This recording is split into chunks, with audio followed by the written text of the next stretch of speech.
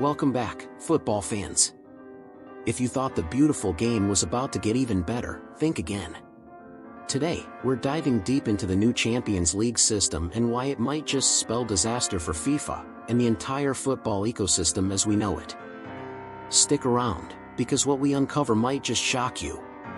Picture this, a tournament that has thrilled billions, bringing us moments of pure magic, like Zidane's volley in 2002 or Messi's solo runs. Now, imagine that excitement being watered down, matches becoming tedious, and fans turning away. Hard to believe, right? But that's exactly where we might be headed with the new system. Let me break it down for you. The new Champions League format, what's changing? First things first, let's get into what this new system is all about. UEFA has decided to change the traditional group stage format of the Champions League into a single league phase, expanding the number of teams from 32 to 36.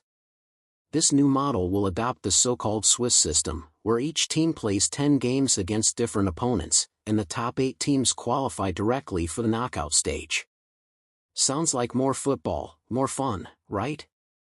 Well, not so fast. More matches don't always equal more excitement. In fact, it could be the opposite. The issue of player fatigue. One of the biggest concerns about the new system is player fatigue. The current Champions League format already places a heavy toll on players, especially with many top-tier players competing in domestic leagues, national cups, and international competitions. Now, adding 4 more matches per team in an already packed schedule? It's a recipe for burnout. Remember how last season ended with numerous key players sidelined due to injuries? According to a study by FIFA Pro, injuries in top leagues rose by over 20% post-pandemic due to tight scheduling.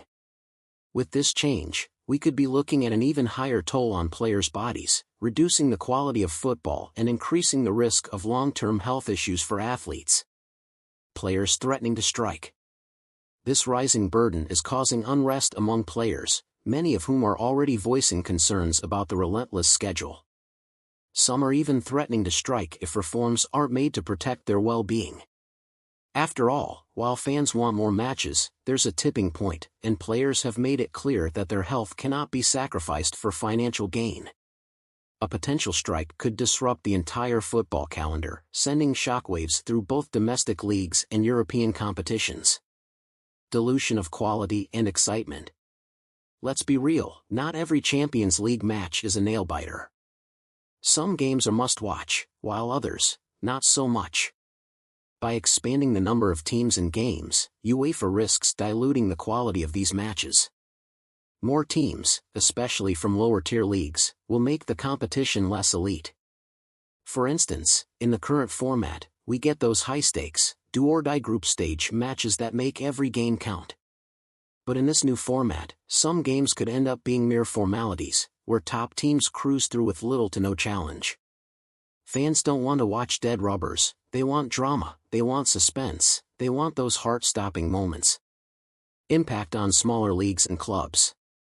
While this new format is marketed as an opportunity for smaller clubs to shine on the big stage, it could actually widen the gap between the elite and the rest. Here's why: the biggest clubs with the deepest pockets and the largest squads will be able to handle the extra games with ease, while smaller clubs will struggle. The added workload for smaller clubs with fewer resources could lead to worse performances domestically. Just look at the recent struggles of smaller Premier League clubs balancing European competition and staying competitive at home. Teams like Burnley and Wolves found it challenging.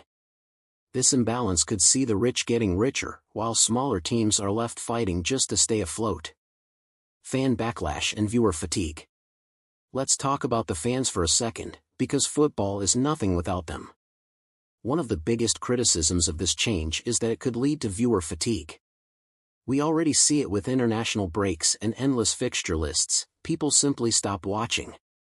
Adding more games, many of which might lack the high-stakes drama we crave, could turn fans off. A report by Statista found that over 50% of football fans prefer watching fewer, higher-quality games rather than a bloated schedule. If the Champions League loses its sparkle, it's not just UEFA that suffers, but the sport as a whole. FIFA, which governs the global football structure, could also take a hit if fan interest declines and revenues from broadcasting rights and sponsorships plummet. The new Club World Cup, making it worse.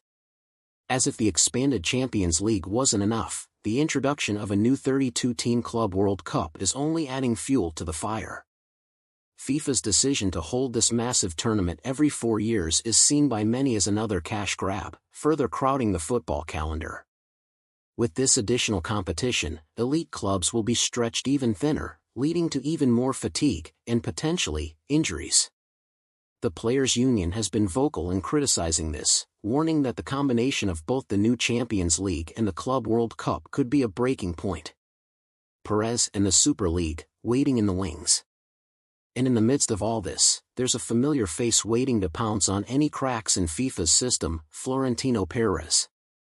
The Real Madrid president, who spearheaded last year's controversial European Super League, hasn't given up on his vision. In fact, sources suggest Perez is closely monitoring the situation, ready to revive the Super League idea if the new formats spark enough discontent among clubs and players. With FIFA and UEFA facing mounting pressure, any misstep could provide the perfect opportunity for the Super League to make a comeback, promising clubs more control and financial gain, exactly the lure that almost split European football last time. Commercialization and the risk of oversaturation. Now, let's be honest, part of the push for this new system is money. More games mean more broadcasting deals, more sponsorships, and more revenue. But here's the catch: oversaturation. When you flood the market with too much football, it loses its allure.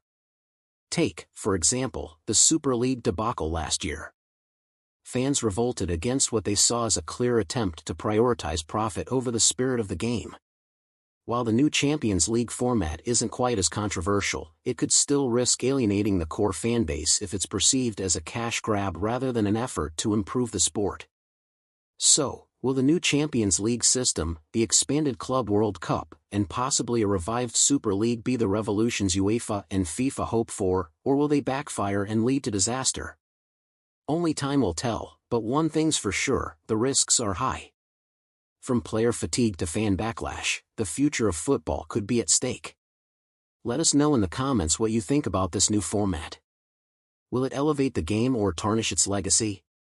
If you enjoyed this breakdown, hit that like button, subscribe, and click the bell icon to stay updated with the latest in football news. Thanks for watching, and remember, football is nothing without the fans. Follow for more football news.